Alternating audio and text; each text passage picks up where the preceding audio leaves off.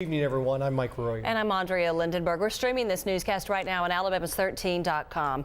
Tonight, many are remembering exactly where they were a year ago. Hard to believe it's been a year. Tomorrow, with special in-depth coverage, we'll remember the storms that tore across our state and brought the people of Alabama closer together. The important facts on our top story tonight: on April 27th, 62 tornadoes hit the state of Alabama. That's the most tornadoes in a single day ever. The combined path length of the tornadoes over 1,200 miles.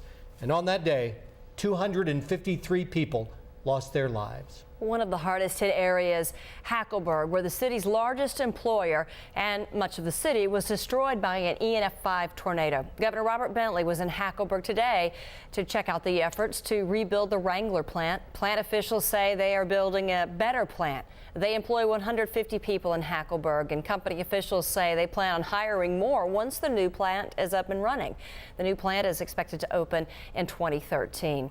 Kalisha Whitman went to the city this week to see how the people are doing with the recovery process a year later. I'm surrounded by all of these petunias, and believe it or not, the person who had a house on this lot, Sherry Raper, says no one planted these, they just bloomed. She says that's a sign of the new life here in Hackleburg. Fresh dirt, a new house, but remnants of the past still remain. All the memories. This is where our home was. This would have been our bedroom. April 27th, 2011 is a day Sherry Raper will always remember. And this is the storm shelter that my family was in. She wasn't home, but 12 of her family and friends, along with 3 dogs, crammed in. Sherry says her family still talks about how they didn't think they would make it out alive, but they did. And while her family was in the storm shelter praying for the best, hoping not to see the worst, Sherry was at work about to go home. I tried to prepare myself on the way here, but there was no way to prepare yourself. She says the only way she knew her house was hers was by the mangled vehicles in the yard.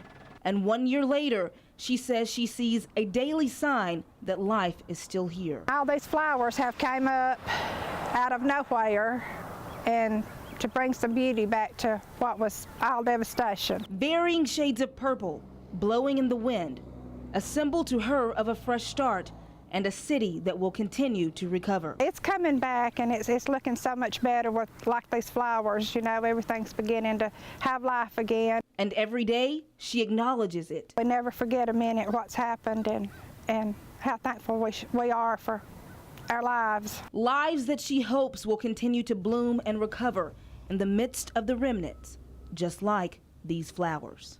Sherry says she can see where her old home was from her new kitchen window. She says it's a reminder of the tragedy, but it also reminds her of the blessings she has. In Hackleburg, Kalisha Whitman, Alabama's 13 News. Of course, many of us